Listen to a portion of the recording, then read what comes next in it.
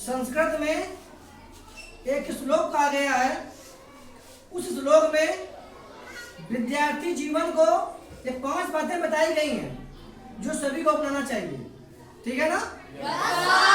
क्या बताया गया सुनेंगे।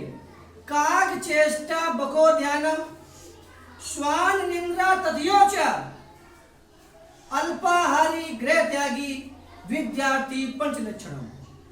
समझ रहे हैं ना?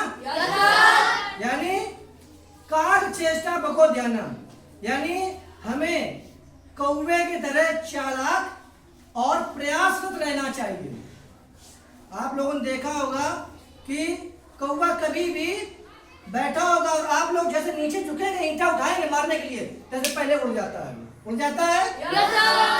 प्रयास वो ऐसा करता है कि एक घड़े में आधा पानी होता है, वो कंकड़ डाल डाल करके पानी ऊपर ले आता है और अपनी प्यास बुझाता है। वो पीछे नहीं हटता प्रयास करने पे। ऐसे ही विद्यार्थी को बराबर प्रयास करना चाहिए, वो अपनी लाइफ के लेकर के। समझ रहे हैं ना? हाँ। इसके बाद है आपको बको ध्यान, बगुला की तरह एकदम ध्यान लगा करके जैसे पढ़ना चाहिए। जैसे बगुला शिकार करता है ना, जैसे बगुला जब शिकार करता है तो एक पैर के बल खड़ा हो जाता है और अपने शिकार को ध्यान से देखता रहता है, और जैसे मछली आती है तो गप से पकड़ लेता है।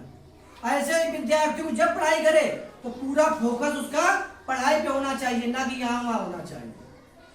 श्वान निंद्रा, श्वाना माने कुत्ते की तरह हमें नींद लेना चाहिए, यानी आलस कभी नहीं करना चाहिए। ये नहीं है कि हम रूम पे घर पे सोए हुए हैं, चोर आ गए सब सामान चुरा ले गए और तुम कुंभकर्ण की तरह आराम सो रहे हो। ऐसे हमें सोना नहीं चाहिए। हमें कुत्ते की तरह नींद रखना चाहिए। कुत्ता के पास तुम अगर निकलोगे ना तो तुरंत वो जग जाता है ना। ऐसे ही हमें जगने में कभी भी आलस नहीं करना चाहिए। अल्पाहारी, विद्यार्थी को थोड़ा खाना चाहिए। क्यों? क्योंकि ज्यादा खा लेंगे तो आलस हो जाएगा, पढ़ने में मन नहीं लगेगा, पेट में कब्ज हो जाएगी। तो विद्यार्थी को थोड़ा खाना चाहिए। गृह त्यागी, घर से किसी भी प्रकार से कोई मतलब नहीं रखना चाहिए।